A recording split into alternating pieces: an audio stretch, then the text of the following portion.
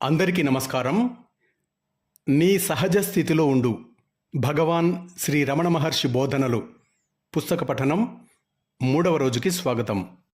ఈ పుస్తకంలోని 6 భాగాల్లో మొదటి భాగమైన ఆత్మ అనే భాగంలోని మొదటి అంశం ఆత్మస్వరూపం తర్వాతి భాగం విందాం.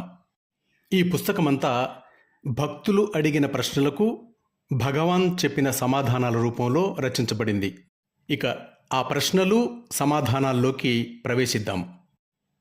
భగవాన్, సత్యమంటే ఏమిటి?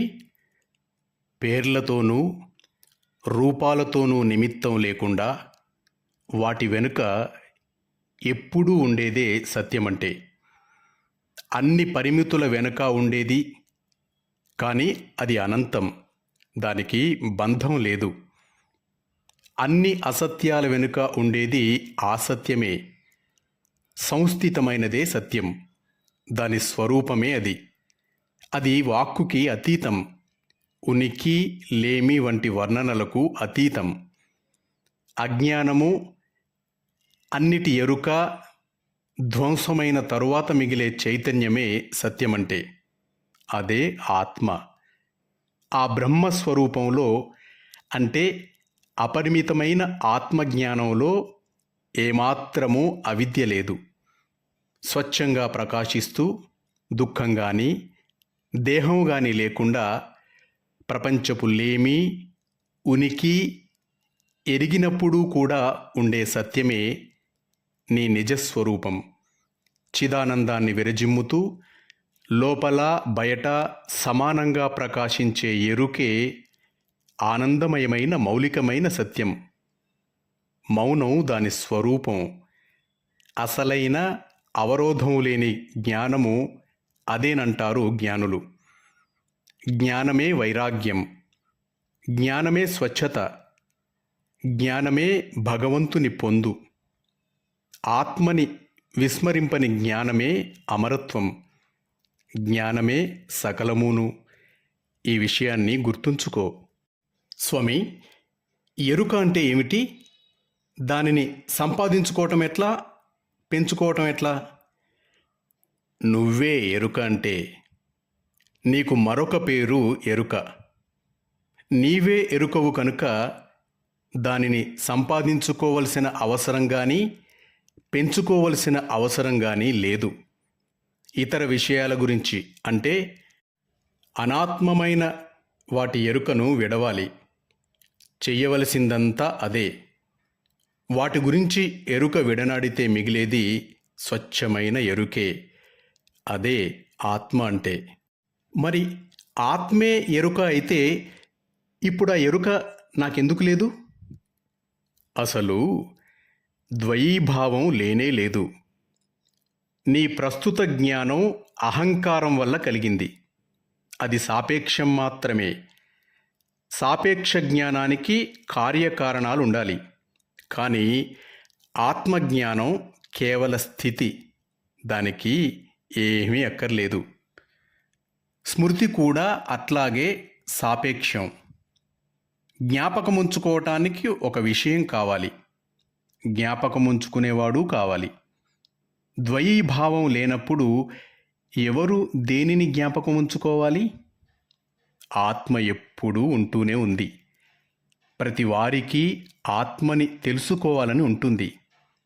తన గురించి తాను తెలుసుకోవటానికి ఎవరి సహాయం కావాలి? ఆత్మ ఏదో కొత్త పదార్థం వలె అందరూ చూడాలనుకుంటారు. కానీ అది శాశ్వతము, ఎప్పుడూ ఉంటూనే ఉంటుంది. అదేదో మెరిసిపోయే కాంతి వలెనో మరేదోగానో చూడాలని కోరుతారు. అది ఎట్లా సాధ్యం? అది వెలుగు కాదు, చీకటి కాదు. అది అదే. దానిని నిర్వచించలేం. అదే నేను, నేను అదే. ఇదే అన్నిటికన్నా శ్రేష్టమైన నిర్వచనం. శృతులు ఆత్మ అంగుష్టమాత్రమని, కేశాంతమని, విద్యుత్తు కణమని, సూక్ష్మాతి సూక్ష్మమైన దానికంటే సూక్ష్మమని వర్ణిస్తాయి. ఇవేవి నిజం కాదు. అది సంస్థితమవటమే.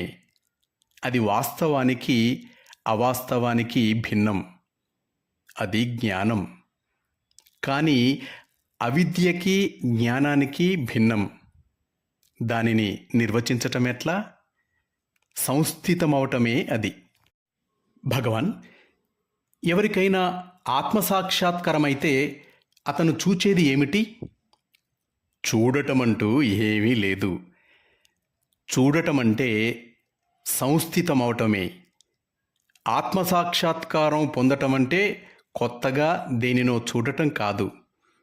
దూరంగా ఉన్న గమ్యాన్ని చేరుకోవటమూ కాదు. ఎల్లవేళలా నీ నిజస్థితిలో సంస్థితమవటమే. అసత్యాన్ని సత్యమనుకోవటం విడనాడటమే నువ్వు చేయవలసింది. ఈ అభ్యాసాన్ని మనం వదులుకోవాలి. అప్పుడు ఆత్మని ఆత్మగా గుర్తిస్తాం. ఇంత స్పష్టంగా సువిదితమైన ఆత్మ కోసం అన్వేషించానేమిటా అని నీ గురించి నీవే ఒక దశలో అనుకుంటావు. కాబట్టి ఈ ప్రశ్నకి ఏమని జవాబివ్వగలం? ఆ స్థితి దృశ్యానికి ద్రష్టకి అతీతం. చూచేవాడు కానీ చూడబడేది కానీ ఏమీ ఉండవు. ఇప్పుడు అన్నింటినీ చూస్తున్న ద్రష్ట ఉండడు. ఉండేదల్లా ఆత్మ ఒక్కటే. అయితే ప్రత్యక్షానుభవంగా దీనిని ఎట్లా తెలుసుకోవటం? ఆత్మ విషయంలో తెలుసుకోవటం గురించి పలికామంటే ఇద్దరుండాలన్నమాట. ఒకటి ఆత్మని తెలుసుకునే నేను, రెండవది తెలియబడే నేను. ఇవి కాక తెలుసుకోవటమనే కార్యం కూడా ఉండాలి. సాక్షాత్కారం అని మనం అనే స్థితి కేవలం తానుగా ఉండటమే. దేనిని తెలుసుకోవటం కానీ ఏదైనా అవటం కానీ కాదు. ఎవరి గురించైనా సాక్షాత్కారం పొందాడని అంటే అతడు నిత్యుడన్నమాటే. ఆ స్థితిని వర్ణించలేము. ఆ స్థితే అతడన్నమాట. అయితే ఒకటి, మనం సాక్షాత్కారము అనే మాటని యథాలాపంగా అంటాం. అంతకంటే మంచి పదం లేక. ఎల్లవేళలా ఏది సంస్థితమైన సత్యమో దానిని సాధించటం ఏమిటి? ఎట్లా?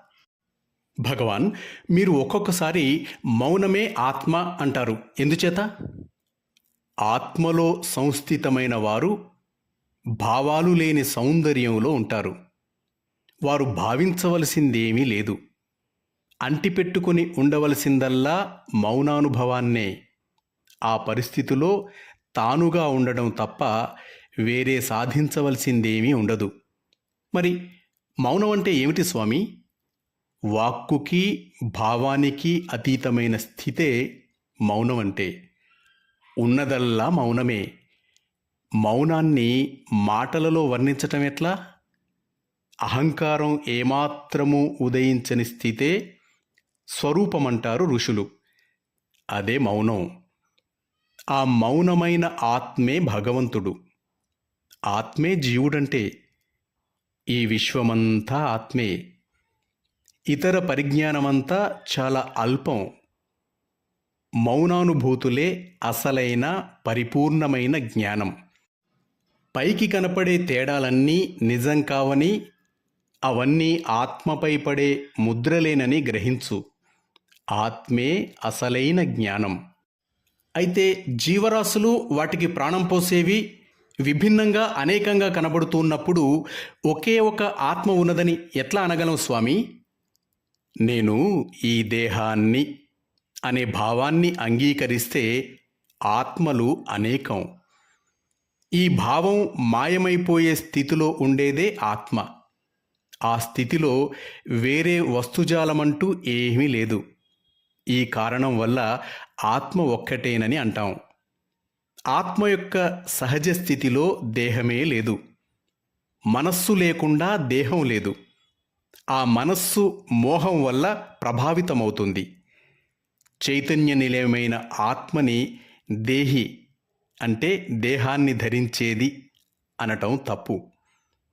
దేహం లేకుండా లోకం లేదు. మనస్సు లేకుండా దేహం లేదు. చైతన్యం లేకుండా మనస్సు లేదు. సత్యం లేకుండా చైతన్యం ఎప్పుడూ ఉండదు. తనలోకి తాను వెళ్ళి ఆత్మను గ్రహించిన వానికి ఆత్మ తప్ప వేరే తెలుసుకోవలసిందేమీ లేదు. ఎందుచేత?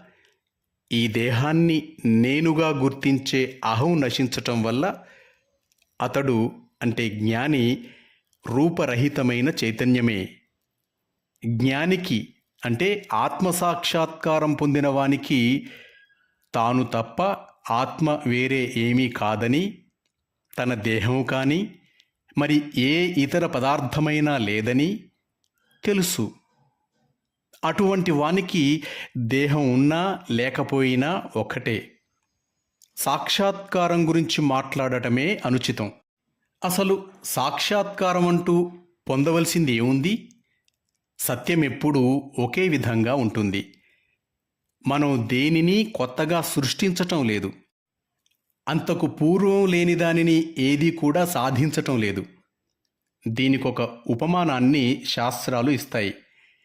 మనం నూతిని తవ్వి ఒక పెద్ద గోతిని కల్పిస్తాం. ఆ గోతిలో కానీ నూతిలో కానీ ఉన్న ఖాళీ స్థలాన్ని మనం సృష్టించలేదు. ఆ ఖాళీ స్థలాన్ని కప్పివేసిన మట్టిని మాత్రమే మనం తీసివేశాం. ఆ జాగా ముందు ఉంది, ఇప్పుడు ఉంది. ఆ విధంగానే ఎంతో కాలంగా మనలో ఉన్న సంస్కారాలని విసర్జించాలి. అవన్నీ పోయాక ఆత్మ ఒక్కటే ప్రకాశిస్తుంది. స్వామి, మరి దీనిని చేయటం ఎట్లా? విముక్తి పొందటం ఎట్లా స్వామి? మన నైజమే విముక్తి. మనము అదే. మనం విముక్తి చెందాలని కోరుకోవటమే ఈ బంధాల నుండి విమోచనం మన నైజము అని తెలుపుతుంది. అది కొత్తగా సాధించవలసినది కాదు. చేయవలసిందల్లా ఒక్కటే. మనం బంధితులం అన్న భావాన్ని విడనాడటం. అది జరిగితే ఏ కోరిక ఏ భావము ఉండదు. విముక్తి చెందాలన్న కోరిక ఉన్నంతకాలం నీవు బంధితుడవు అని గ్రహించు. మాస్టర్స్, తరువాతి భాగాన్ని రేపు విందాం. అంతవరకు సెలవు తీసుకుంటూ మీ నవీన్, వరంగల్.